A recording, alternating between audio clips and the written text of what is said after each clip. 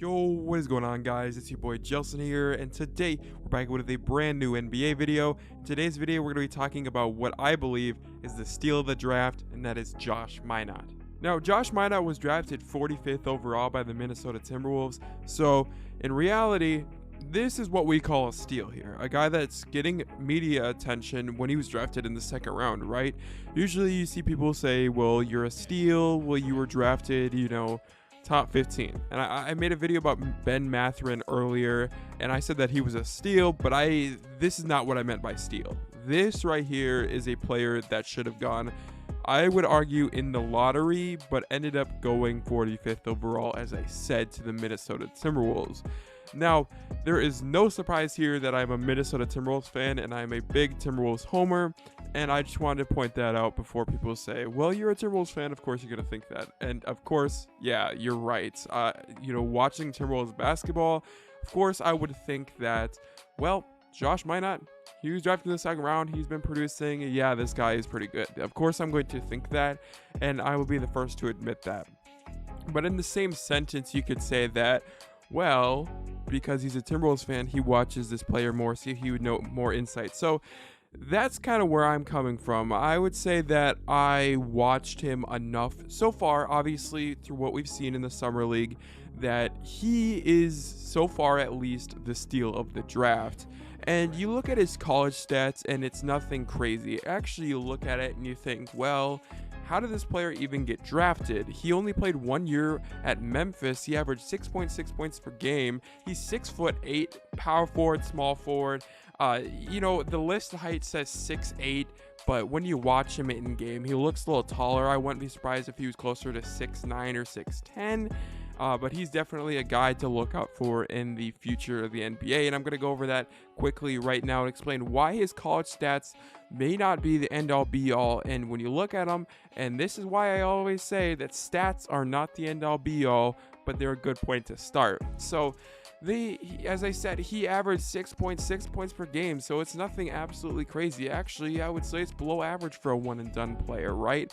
6.6 is, it's satisfactory for a freshman, but usually you play a second or a third year if you do this. But he said that he came to the conclusion after thinking and talking with his family that it was his time to declare for the draft, and that he felt like he was ready for it personally, and on a physical level he was ready for it, and he just didn't think he had the opportunity at Memphis. And well, in the Summer League, we are seeing that right now. I have a couple different stats that I want to bring up from his first game as a Minnesota Timberwolf in the Summer League that is pretty interesting. And that is, I believe that his game high in three-pointers last year was 2 or 1 even. I think it might be 1. And he hit 2 three-pointers in his first Summer League game. So if that doesn't tell you what you need to know, then I don't know. Because, well, let's say this right now. Josh, he's a sleeper. As I said, you don't call him a steal if he was a nationally hyped guy coming into the draft.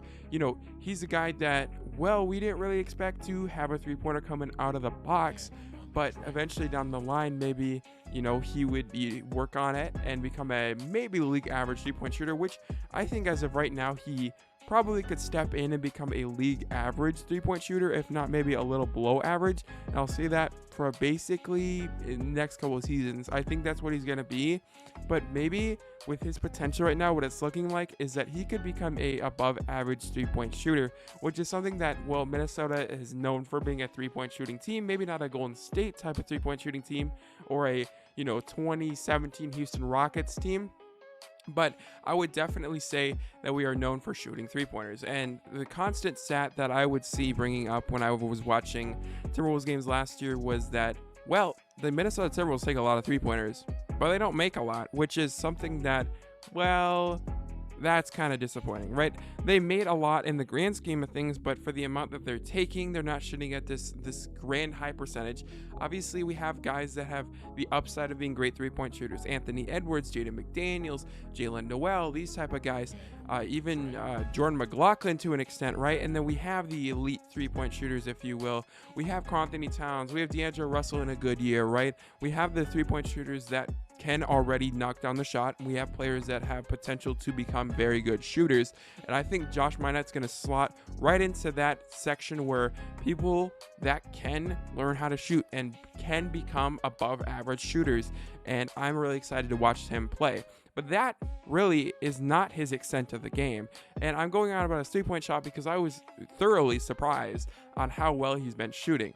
But his biggest thing that I've noticed in Summer League is this man is a hustler. This man gets excited on literally every single play, and he is a fantastic defender.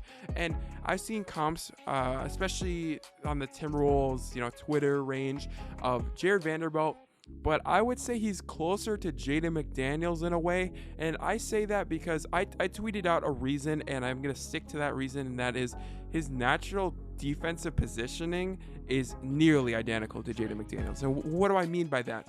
Obviously, you're going to be put in different positions, but how you respond to that, player coming at you, the player coming off a screen, all that type of stuff, it's almost identical to Jaden McDaniels in the way that they handle it. So I think it's closer to Jaden McDaniels in that way. The build is a little closer to Jaden McDaniels in a way. And also I'd say, as I was saying, he can step out and take a three-pointer and make it if absolutely needed. That's something Jared Vanderbilt never could do. And I'm not going to sugarcoat things. It's nothing he was, it's something he wasn't very good at, if good at all. He's very bad at three-pointers, and there's a reason he didn't take that many. So Josh Minott very much so excites me for the future of this Timberwolves team. Obviously, we don't know what's going to come here. Timberwolves trading for Rudy Gobert and all that stuff, but the Timberwolves have a current future, have a current team that's going to produce. But I'm also excited for the future of this franchise in a way that I've never been as a Timberwolves fan. So Josh Minott, steal of the draft, and a lot of people with the Rudy Gobert trade were saying, well, you can't give up that many first-round picks because, well, they're first-round picks, right? The typical consensus was, well, you don't give up first-round picks, and I think the reason is because most people value them as almost mid or lottery first-round picks. It's not going to be the case with this Timberwolves team. We're not going to be a lottery team unless something seriously bad something seriously bad happens, I should say. And I don't see that happening.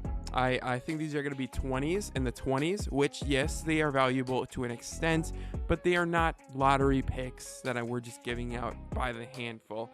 And with guys like this, if we can continue to draft guys in the second round, late in the first round, possibly when we have those first round picks, and also guys getting them out of undrafted free agency, which we have done pretty well the past couple years, I'm really excited to see what happens even without those first round picks that we gave up in that Rudy Gobert trade. So if you guys did enjoy this video, that's about it. Be excited, Timberwolves fans, for Josh Minott, because I am extremely excited for this guy out of Memphis, a guy that went 45th overall and a guy that deserves a lot more attention than he's getting currently. Obviously, I don't think he's going to get much run this upcoming year with the Timberwolves, as they're supposed to be borderline contenders, right? So I don't see him getting much run, but look at him in the G League, and hopefully in a year or two, he'll be getting some run and really contributing to this Minnesota Timberwolves team that, well, you can always use assets, especially young players. So as I said, thank you guys for watching, y'all. See you guys in the next video. Remember to like, subscribe. It's been your boy Jelson. Peace out.